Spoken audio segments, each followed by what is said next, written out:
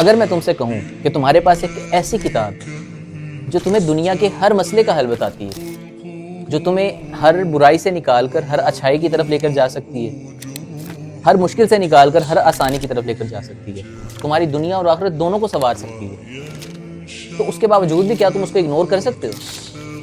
مگر مسئلہ یہ ہے کہ ہم قرآن کو صرف ایک کتاب ہی سمجھتے ہیں، جبکہ یہ زندگی کا بلو پرنٹ ہے۔ آج ہم دیکھیں گے کہ قرآن کیوں نازل ہوا، قرآن اور رمضان کا آپس میں کیا تعلق ہے، اور اگر ہم اس مہینے میں قرآن سے اپنا تعلق مضبوط نہیں کرتے تو ہم کیا چیز کھو دیں گے۔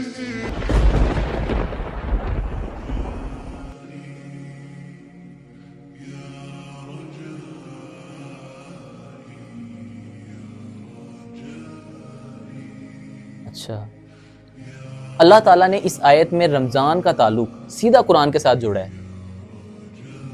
شہر رمضان الذی انزل فیہ القرآن ھدی للناس وبینات من الھدی والفرقان۔ رمضان وہ مہینہ ہے جس میں قرآن نازل ہوا، جو لوگوں کے لیے ہدایت ہے اور حق اور باطل میں فرق کرنے والی کتاب ہے۔ سوچو، اللہ تعالیٰ نے رمضان کا تعلق سیدھا قرآن کے ساتھ جوڑا ہے، مگر ہم رمضان کو صرف روزوں کی حد تک دیکھتے ہیں۔ اس میں ہم صرف روزوں پر فوکس رکھتے ہیں اور قرآن کو رمضان کا سینٹر نہیں بناتے۔ دیکھو، رمضان صرف بھوک اور پیاس کا نام نہیں ہے، یہ ایک ڈیوائن ٹریننگ ہے۔ نبی کریم صلی اللہ علیہ وآلہ وسلم کا رمضان میں قرآن کے ساتھ رشتہ اور بھی زیادہ مضبوط ہو جاتا تھا، کیونکہ ایک حدیث میں آتا ہے کہ رسول اللہ صلی اللہ علیہ وآلہ وسلم اور حضرت جبرائیل علیہ السلام ہر رمضان قرآن کا دورہ کیا کرتے تھے۔ اگر رسول اللہ صلی اللہ علیہ وآلہ وسلم اپنی زندگی کے ہر سال میں رمضان میں قرآن کا دورہ کیا کرتے تھے، تو ہم رمضان میں قرآن کو صرف ایک دفعہ پڑھ کر کیا سمجھتے ہیں کہ ہم نے قرآن کا حق ادا کر دیا؟ اچھا، سوال یہ ہے کہ کیا قرآن صرف تلاوت کے لیے ہے یا عمل کے لیے؟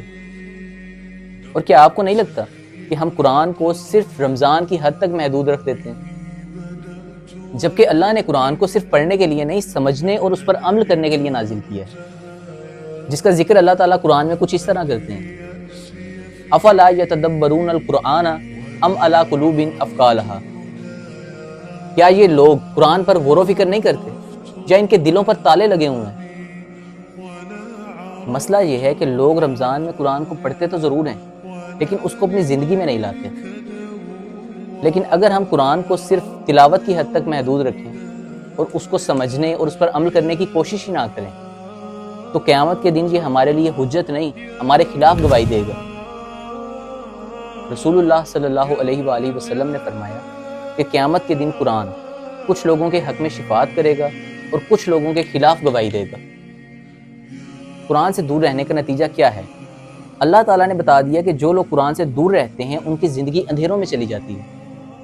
اس قرآن کی آیت میں اللہ تعالیٰ فرماتے ہیں کہ جو میرے ذکر قرآن سے منہ موڑتے ہیں ان کی زندگی تنگ کر دی جاتی ہے۔ آج کتنے لوگ ڈپریشن، سٹریس اور ٹینشن میں آپ کو نظر آتے ہیں؟